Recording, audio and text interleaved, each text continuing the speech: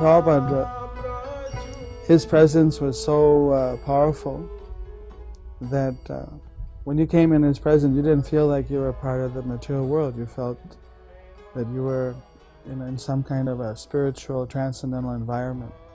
I didn't know about Vrindavan then, but now we'd say that Prabhupada actually was bringing Vrindavan with him. And so you felt the mood of Vrindavan whenever you came in the presence of Prabhupada. He was actually carrying Krishna in his heart. So I didn't understand that, but I felt that. Just being with Srila Prabhupada, I could feel the change. I could see that here was a genuine spiritual master that was actually practicing what he was preaching or practicing what he was teaching. The other people that I visited, they had books and they had teachings, but then they didn't practice those things where Prabhupada was.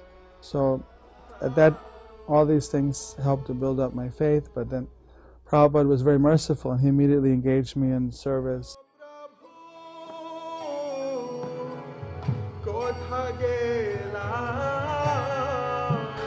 When the operation was going on, they gave this anesthetic, they anesthetize you. And I remember I was meditating on Radha Bihari and the Arti. I was just meditating on it, and they said count down from 10 down. I think I got down to about 7, and that was it. Then I had a dream, a very good dream, in which Srila Prabhupada had been called by the previous acharyas to make a report of his preaching mission on this planet. And the previous acharyas were all there. And they asked Prabhupada that, what is your report? And Prabhupada said that he had studied the people of this planet and he had found that they had no capacity for taking any type of austerity, nor were they very capable of studying, and they were not very pious. He said the only thing that so far they seem to be able to do is that somehow they take shelter at my feet. This was the dream I had. And then they wheeled me out after the operation, and when I came in to the room which had been assigned to me, Prabhupada was sitting there. Actually, he had come to the hospital. And he said, I came here as fast as I could. I wanted to stop the operation. He said, because I think you should have had this operation in America. But anyway, now it is there. And it turned out he had come all the way in from Juhu in a jeep, right in the middle of the rush hour to try to stop this operation. So I told Prabhupada about the dream, and Prabhupada listened very intently, and he said, actually, this is so. He said, this is so.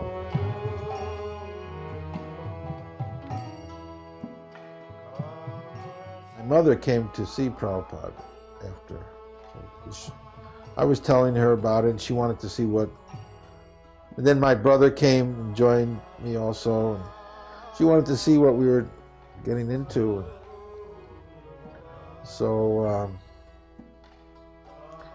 she came one evening just before the kirtan. And by that time, I had also already been home to visit her, and she saw, we were strict vegetarian. We wouldn't eat the food that she cooked, and the pots were contaminated. She was contaminated. The whole house was contaminated, and so she said, "Hey, what's happening here?"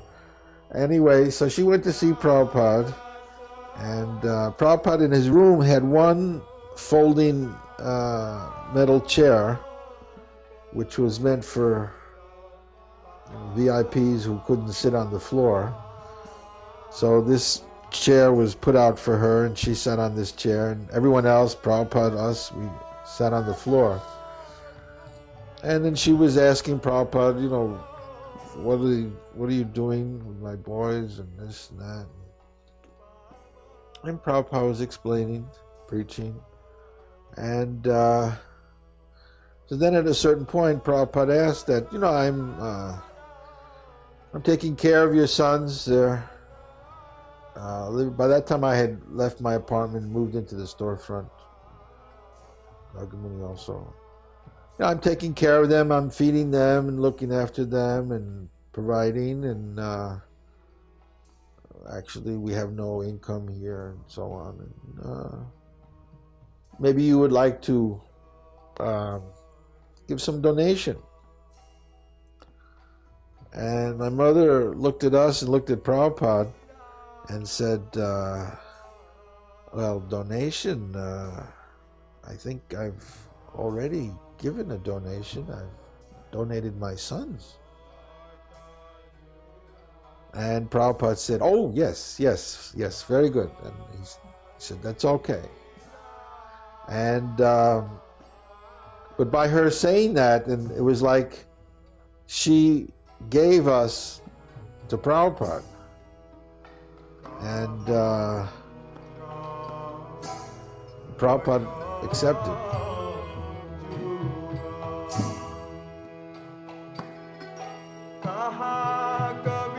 Already so many of the residents of Vrindavan, and they told me that Swami Bhaktivedanta is living at Sharaf Bhavan, one very wealthy man's house, with his disciples.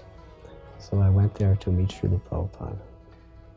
And when I arrived, it was the early morning, and Srila Prabhupada was giving Srimad Bhagavatam class.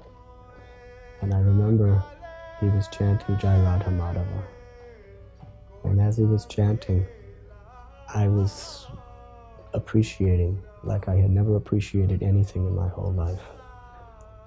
I was thinking that the gravity, the intensity, the devotion in which he was chanting Krishna's names, I had never seen anywhere.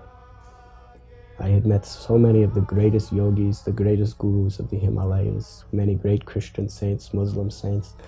For 6 months I was traveling through Vrindavan, meeting all of the Babajis, so many of his god brothers, so many of the very famous Brajabasi saints. But I had never seen such a depth of love and compassion in Srila Prabhupada as he was chanting Radha Madhava. My heart completely transformed. And then he gave his lecture.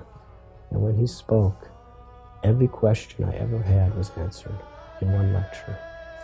He spoke in such a way that everything I had ever learned in every religion I felt was included within his message, plus something far more that was sublime.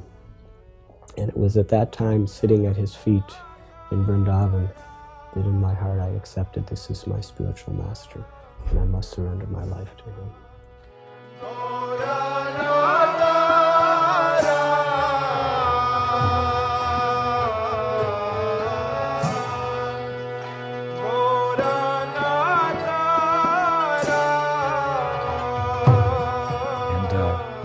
And I saw on the door it said, His Divine Grace A.C. Bhaktivedanta Swami. Prabhupada's there. So I didn't even knock. I just opened the door. I didn't think, again, the etiquette, I was just so excited, I'm going to see Prabhupada again, tired and confused, a little confused. I opened the door, and I turned around, and I started dragging Prabhupada's suitcase in backwards. And I'm dragging, I'm looking at Prabhupada's room, and all of a sudden, Nanda Kumar, who was serving Srila Prabhupada in London as a servant, he said, "Hey, watch out! You're going to bump into Srila Prabhupada."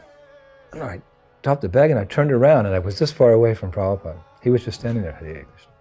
And I said, "Oh, Srila Prabhupada." And I fell down on the ground and I started offering my obeisances. Namo Vishnu Padaya Krishna Bastaya Bhutale SRIMATI Bhaktivedanta. And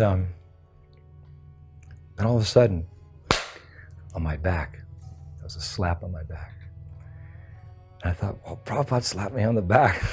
Well, I couldn't figure out if it was like out of love or anger. I didn't know, because either would be a blessing. And I can still, that right there on the back right there, Prabhupada's blessing. And I just continued, Namaste, Saraswati, and then Prabhupada said something. But I couldn't hear. He said it kind of softly. And then after a few moments, I was right near Prabhupada's feet. His feet walked away and he went to another part of the chamber, the room there. So I waited and I got up. Prabhupada wasn't in the room anymore. And Nanda Kumar was there, and I looked over at him and his mouth was open like, and I said, "Prabhu, what happened?" He said, "Prabhupada slapped you on the back." I said, "Yeah, I know." It hit me hard. Yeah, I know. I said, and what did he say? And he smiled, he said, oh, it was so nice, he said. Prabhupada told you, so much endeavor in this material world, but when I take you back home, back to Godhead, everything will be easy and sublime. Srila Prabhupada ki.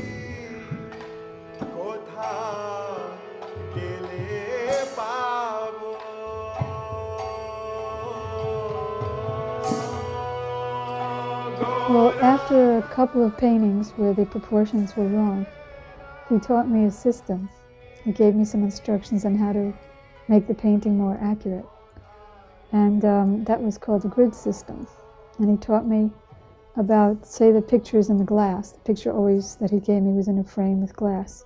So you, with some kind of marker or a paintbrush, you divide the picture in half, and then those two in half, and those two in half. So you get 16 lines across and 16 lines down.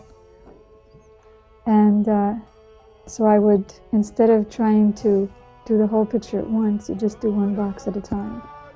And that's how it came out more accurate. And the first painting I did like that was a painting of this GURUMAHARAJ, which he gave me. And he had a little bit long hair and a beard also. And I was surprised because Prabhupada was a spiritual master and he was clean shaven. So he told me that for 4 months of the year called Chaturmasya, where devotees did austerity, he didn't shave at that time. And that was the painting I did.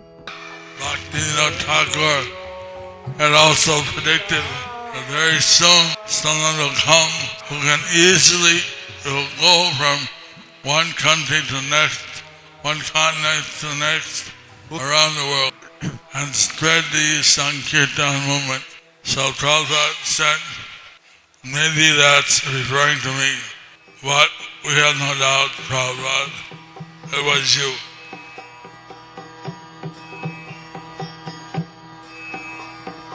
Sangsara davanandalira lokam pranaya karina ghana ghanatyam prapta sakalana gunarnavasya vande gurasri charanarabindam महाप्रभु कीर्तन नित्य गीता बादित्रमाजन्मन सोरसे